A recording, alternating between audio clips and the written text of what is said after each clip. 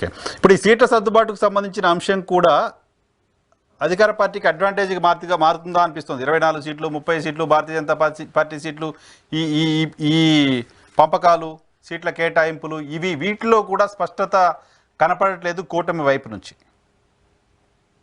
కరెక్టే మీరు అన్నది కరెక్టే.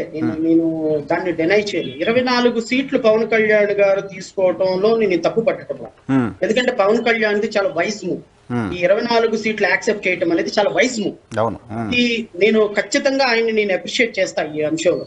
ఎందుకంటే పవన్ కళ్యాణ్ గారు ఆయన స్థాయి, ఆయన ఓట్ శాతం, ఆయన ఉన్న ప్రజల్లో ఉన్న పలుకుబడి ఎంతవరకు తెలుసుకొని దానికి కన్ఫైన్ అయ్యి ఓట్లు తీసుకోవటం వల్ల ఆయనకు ఒక ప్రాతినిధ్యం వహిస్తుంది రేపు పొద్దున అసెంబ్లీ. ఈ 25 సీట్లలో కనీసం 10 సీట్లు 15 సీట్లు గెలిచినా పార్టీ బతుకుద్ది. అసెంబ్లీలోకి వెళ్ళిన తర్వాత పార్టీ రికార్డ్స్ లోకి వెళ్ళిపోతుంది. అంతేగాని మీరు అభిమానులు సీఎం మరిచినంత మాత్రాన రికార్డ్స్ లోకి వెళ్ళదు కదా నరసింహరావు. సో పార్టీని బతికించుకోవడానికి ఆయన తీసుకున్నటువంటి నిర్ణయాన్ని నేను పూర్తిగా స్వాగతిస్తున్నాను. అయితే వీళ్ళు తీసుకున్నారు కానీ నిర్ణయం వీళ్ళ అతి తెలివితేటల వల్ల, వీళ్ళ యొక్క ఓవర్ కాన్ఫిడెన్స్ వల్ల ఇప్పుడు తెలుగుదేశం, ఇప్పుడు మీరు ఒక ప్రశ్న అడిగారు నన్ను, పవన్ కళ్యాణ్ గారు ఎక్కడి నుంచి పోటీ చేస్తారు. నాకు తెలిసి సీనియర్ జర్నలిస్టు ఢిల్లీలో చీమ చుట్టుకుమన్న నరసింహరావు గారికి మొదటిసారి తెలిసిపోద్ది. రాష్ట్రంలో వైసీపీ వార్ రూమ్ లో ఏం జరిగింది, తెలుగుదేశం వార్ రూమ్ లో ఏం జరిగిందో కూడా తెలుసుకోగలిగినటువంటి most intelligent senior journalist Narasimharao గారికి పవన్ కళ్యాణ్ ఎంపీగా పోటీ చేస్తాడో ఎమ్మెల్యేగా పోటీ చేస్తాడో తెలియకపోతే మాలాంటి నిర్భయకులకి, మాలాంటి అబాయకులకి, సామాన్యమైన ఓటర్ కట్టి తెలుస్తుంది సార్. అసలు నాకు పవన్ కళ్యాణ్ గారికి కూడా తెలుసలేదని డౌట్. వాళ్ళకి కూడా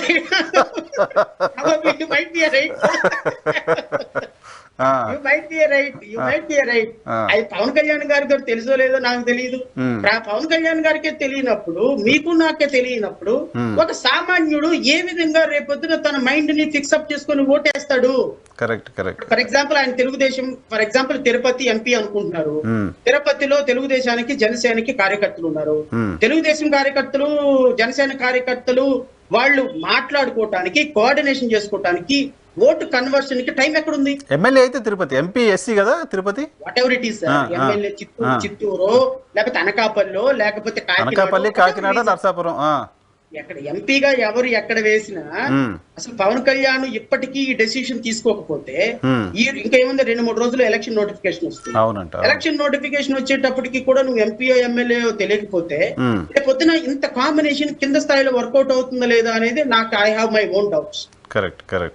సో వీళ్ళు పొత్తు పెట్టుకున్నారు, మంచి సీట్లు తీసుకున్నారు, కాంట్రిబ్యూషన్ బాగానే ఉంది. ఈ 24 సీట్లలో నాకు తెలిసి 4-5 సీట్లు కానీ ఎక్కువ అనౌన్స్ చేయలేదు ఈ రోజు. అవును, 5 చేశారు, ఈ రోజు 1 చేశారు, 6. ఎందుకు చేయలేదు? కొన్ని మీదంటే పక్కన పెట్టండి, మీ అభ్యర్థులతో ఎందుకు చేయాలి కదా? అంటే ఏం చేద్దామని అంటే వీళ్ళందరూ, నేను ఇంత నా కోపం అంతా నరసింహరావు గారు, వీళ్ళు రాజకీయ పార్టీలో మీరు ఎందుకు చేయలేదు, నేను ఎందుకు చేయలేదు అనేది అడిగే హక్కు నాకు లేదు. మళ్ళీ చెప్తున్నాను, ఐఎమ్ నో వే కన్సర్న్. నా పార్టీకి సంబంధించి నేను నిర్ణయాలు తీసుకుంటా. కానీ ఈ దుర్మార్గపు వైఎస్ఆర్సీపీ ప్రభుత్వాన్ని ఎదిరించటంలో తెలుగుదేశం పాత్ర కంటే, జనసేన పాత్ర కంటే, భారతీయ జనతా పాత్ర కంటే మా పాత్ర ఎక్కువ, నా పాత్ర ఎక్కువ, అలాంటి సామాన్యులైన బలహీనుల పాత్ర ఎక్కువ. మేము ఈ ప్రభుత్వం మీద 5 సంవత్సరాల నుంచి నిరవధికంగా పోరాటం చేసి ఈ రాష్ట్రంలో ప్రతి ఒక్క సమస్యని స్పృశించిన వాళ్ళం సార్ మేము. అవును, మీ కెరీర్ వదిలిపెట్టి, టైం వదిలిపెట్టి, ఫ్యామిలీ వదిలిపెట్టి ధర్నాలు, ప్రాబబ్లీ తెలుగుదేశం పార్టీ పెద్ద పార్టీ అయి ఉండొచ్చు సార్, వాళ్ళకి లక్షల కోట్లు ఉండుండొచ్చు. పవన్ కళ్యాణ్ ఇలా ఒక్కసారి డాన్స్ చేయగానే 50 కోట్లు పడి ఉండొచ్చు, నేను కాదనట్టు. కానీ ప్రజల పట్ల, ప్రజాస్వామ్యంలో ప్రజా సమస్యల పట్ల మీరు అడ్రస్ చేయకుండా ఈ రోజున అనాలోచిత నిర్ణయాలతో ఇలాంటి నిర్ణయాలు తీసుకొని మరలా జగన్మోహన్ రెడ్డికి అవకాశం ఇస్తే రేపొద్దున ఈ రాష్ట్ర భవిష్యత్తు ఏంటి అని ప్రజల తరపున మేము అడగాల్సిన పరిస్థితి ఉంది.